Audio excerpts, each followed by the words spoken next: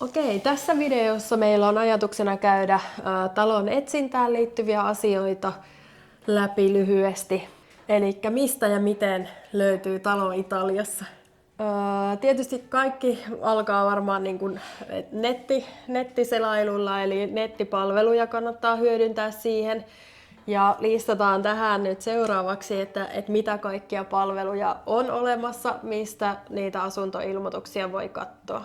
Ja sitten lisäksi tietysti kaikki talothan ei ole välttämättä niin kuin netissä tai ylipäänsäkään julkisessa myynnissä, eli sitten paljon on myös semmoisia taloja, mitä ei sieltä löydä, ja siihen oikeastaan auttaa sit se, että jos ajelee tuolla kylissä ja löytää semmoisen kylän, mistä tykkäisi, niin kannattaa katsoa ne myynnissä kyltit sieltä taloista läpi ja koittaa soitella niihin numeroihin. Jos ei itse puhu italiaa, niin sitten voi yrittää jonkun paikallisen ystävän tai sitten oman välittäjän avulla esimerkiksi niitä soittoja tehdä.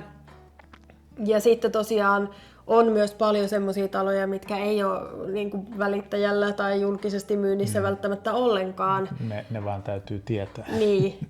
Ja miten niitä saa sitten selville, jos niitä haluaa kaivaa? Jos on joku tietty kylä, minne haluaa, niin se voi olla hyväkin tapa. Kyllä. No, me ainakin muutamassa tapauksessa tehtiin niin, että jos löydettiin joku kivan oloinen kylä, tai mistä ehkä oltiin katsottu muitakin asuntoja, niin mentiin paikan päälle, mentiin paikalliseen kahvilabaariin ja sitten juteltiin ehkä omistajien kanssa, syötiin siellä tai juotiin ja jotain kahvia tai virvokkeita ja kyseltiin, että hei, että tossa oli tollainen talo myynnissä, että tiedätkö siitä mitään, ja yleensä sitten kun jos he niin kuin lähti juttelemaan, niin sitten saatettiin kysyä, että tiedättekö sitten jotain muita. Niin, että onko muita myynnissä. Eräänkin kerran ollaan suoraan sieltä baarista kahvilan tai ruokapaikasta lähdetty katsoa sitten lähellä olevaa taloa, että talon-omistajille on sieltä soitettu ja he on tullut näyttämään meille taloa ja on sitten käyty katsomassa. Ei toki sillä tavalla tätä meidän taloa löydetty, mutta se voi olla, että jos tykästyy johonkin tiettyyn paikkaan, niin sillä tavalla voi löytää sitten semmoisia taloja, mitä ei muuten löytäisi. Siinä ei ollut mitään myytävää kylttiä eikä mitään, mitä käytiin katsomassa. Siellä oli itse asiassa useampia niitä. Me käytiin sitten kävelemällä katsomassa sitä kylästä. Katsottiin Google Mapsista, että he näytti ne paikat, että ne on nämä talot, mitkä on myynnissä, ja ei niissä ollut mitään kylttejä. Ja käytiin katsoa sitten, että okei, nämä on ihan kiva. Ja sitten jos oltaisiin niitä haluttu katsoa tarkemmin, niin oltaisiin päästy niitä varmasti sitten sitä kautta. Omistajien kanssa sitten katsomaan, kyllä.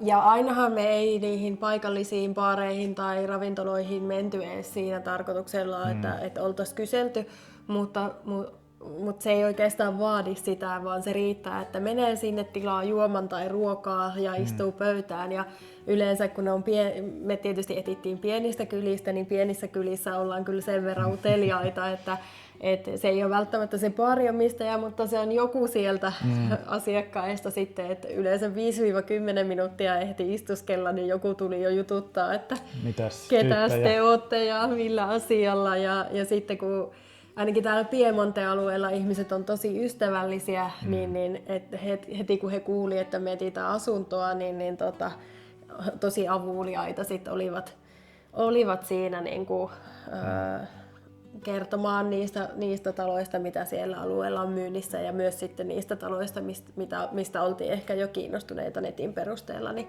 saatiin monesti sit paljon lisätietoa. Välillä myös sellaista tietoa, että sitten päätettiin, että ei ehkä sen talon kanssa edetäkään pidemmälle, että yllättävän niin kun avoimesti kertovat myös sitten ehkä niitä huonojakin puolia. Niin, jos on liikaa hintaa, jos on epäilyttävää muuten tai en mä tiedä epäilyttävää, mitenhän sitä niin täällä niin kuin ainakin meidän se oma välittäjä sanoi, että on tärkeää niin kuin tavallaan tietyllä tavalla tuntea ja tietää se, keltä sen talon ostaa, että se on semmoinen niin kuin luotettava, hyvä ihminen, keltä uskaltaa talo ostaa, niin sitten ihan jo varovaisuuden vuoksi, jos on varoitettu jostain talon myyjästä, niin tokihan me ei voida tietää, nehän voi olla ihan huhupuheita ja mitä vaan, mutta että ehkä haluttiin välttää sit ongelmia ja sit jos kuulu niin kuin negatiivista johonkin taloon liittyen, niin sit suosiolla unohdettiin niin, ne. tai oltiin ainakin varovaisempia sitten. Kyllä. Kyseltiin vähän tarkemmin. Kyllä. Niin, tosiaan myös se hintataso, että se oli myös ehkä yllättävää, että mä en tiedä puhutaanko Suomessa yhtä avoimesti talojen hintatasosta tavallaan ulkopuolisille, ketkä tulee sinne, mutta tosi monesti ottivat kantaa siihen, että heti jos on niin kuin ylihintaa pyynnissä, niin aika niin kuin suoraan ottivat kantaa siihen. Eihän ainakaan tuommoista hintaa siitä maksaa. Joo, ja sitten esittivät sen oman näkemyksen, että mikä se olisi se todellinen hintataso, että myös siihen voi saada apua sit sieltä paikallisesta baarista.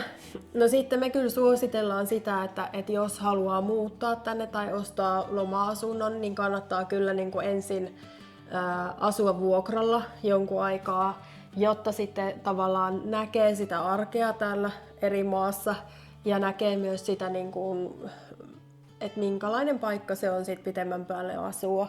Et ei oltaisi varmaan kyllä suoraan uskallettu ostaa asuntoa, vaan on hyvä niin kuin asua vuokralla ja siinä on myös se hyvä puoli, että silloin on helpompi käydä niitä asuntoesittelyjä sitten ja sopia niitä, kun on se vuokra-asunto. Kyllä. Ja on varmasti sellaisiakin palveluita, että pystyy etänä niitä asuntoja katsomaan, mutta tietysti se on aina vähän eri, jos pystyt vähän fiilistelemään sitä, minkälainen kylä se on tai minkälainen se alue on tarkemmin. Jos sä näet vaan sen talon tai asunnon, niin sitä on ehkä vähän vaikea arvioida.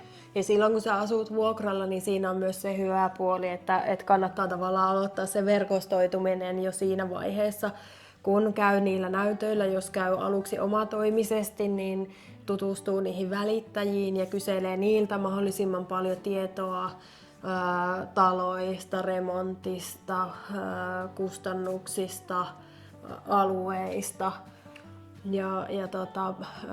Sieltä kyllä niin kuin äkkiä löytää myös sellaiset välittäjät, ketkä on selkeästi ammattitaitoisia ja luotettavia. Aktiivisia, mikä ei ole todellakaan. Joo, se ei ole itsestäänselvyys. Heiltä saa kyllä sitten hyvin niin kuin tietoa. Toisaalta myös meidän vuokraisäntä on tosi paljon meitä auttanut ja antanut omat kontaktit käyttöön. Et se on niin kuin helpottanut monessa asiassa se vuokralla asuminen ensin. Ja. No ehkä niistä välittäjistä voisi sen verran sanoa, että Italiassa yleisestikin on sellainen mentaliteetti, että on ne omat alueet, jotka nämä välittäjät tuntee tosi hyvin ja heiltä sitten pystyy niin kuin siitä spesifistä alueesta kysymään ja sitten on ehkä vähän hassuakin suomalaisittain ajateltuna, että kun mennään 25 kilometriä, ei tarvitse mennä kuin 10 kilometriä. 10 kilometriä, niin se on liian kaukana. Ei he tunne sitä aluetta samalla Tämä on tavalla. hyvin paikallinen tämä elinpiiri italialaisilla. Mutta tehdään oma video siitä, että kannattaako käyttää omaa välittäjää vai ei. Ja itse asiassa se piti sanoa myös, että kun käytiin noissa paikallisissa baareissa ja ravintoloissa, niin mehän ei silloin kauhean hyvin puhuttu italiaa. Tai juuri ollenkaan, mutta silti aina sit löydettiin niin kuin yhteinen kieli, että sen verran ymmärrettiin tai sitten löytyi joku, kuka puhui englantia ja sitten saatiin kyseltyä, että rohkeasti vaan mennä niihin ja käydä niitä keskusteluja, vaikka ei sitten osaiskaan italiaa. Samoin asuntonäytöillä käytiin ja monesti oli semmoinen välittäjä, kuka ei puhunut muuta kuin italiaa, mutta hyvin niistä selvittiin. Ilman sitä kielitaitoakin ja siinä se myös sitten kehittyi ja oppi sitä sanastoa, mitä asunnon ostamiseen tarvii. Ja tosiaan aika paljon ajeltiin itse myös noissa eri kylissä ja kartoitettiin niitä kivoja sijainteja ja katseltiin niin kuin omatoimisesti niitä taloja niin, että sieltä pystyttiin jo karsiin sitten semmosia pois, mitä on turha mennä välittäjän kanssa edes kattoon, että pyrittiin sitä niin kuin rajaamaan, että oltiin itse vähän käyty skauttaamassa niitä ensin ennen kuin sovittiin näyttöjä. Joo. No toki sitten, jos on paikallisia tuttuja kontakteja, niin kaikki semmoiset kannattaa käyttää talon etsimiseen, että sitä kautta voi löytyä niitä hiljaisessa myynnissä olevia taloja. Toisaalta sitten en ehkä itse uskaltaisi ostaa suoraan ilman välittäjää, mutta sitten jos on esimerkiksi oma välittäjä, niin silloinhan myyjällä ei ole pakko olla välittäjää. Niin voi löytää talon myös sillä tavalla. Noista välittäjistä pitää vielä sanoa se, että Suomeen verrattuna ne on kyllä niin kuin tosi epäaktiivisia siltä, että ei ole semmoista niin kuin myynnillistä otetta. Viesteihin on monesti hankala saada vastauksia. Näytöt saattaa mennä aika pitkälle tulevaisuuteen. Ja no en mä tiedä, onko näytöistä sanottu se, että se talon omistaja saattaa olla Joo, ei ole sanottu. Siellä mukana. Ja sehän on ihan yleistäkin, että se talon omistaja on siellä näytössä mukana. Ja eikä mitään niin kuin Suomen tyyppisiä stailauksia tai siivouksia ei kyllä juuri ole tehty. Ei kuviin eikä sitten esittelyihin, että siellä voi olla jos jonkinlaista rojua sitten esillä. Ja mielenkiintoisia lämmitysratkaisuja nyt, kun tämä maakaasu on ollut aika kallista, mitä monet talot on niin kuin toiminut tällä niin kuin kaasulla, niin nyt on sitten tullut näitä pellettitakkoja ja sitten se sijainti on saatettu valita jotenkin niin kuin en tiedä minkä perusteella ja sitten on vedelty. Sitten on vedetty putkia sieltä, niin kuin saattaa mennä keittiön läpi sieltä niin kuin jotakin aivan käsittämätöntä, niin ihmettelen. Joo.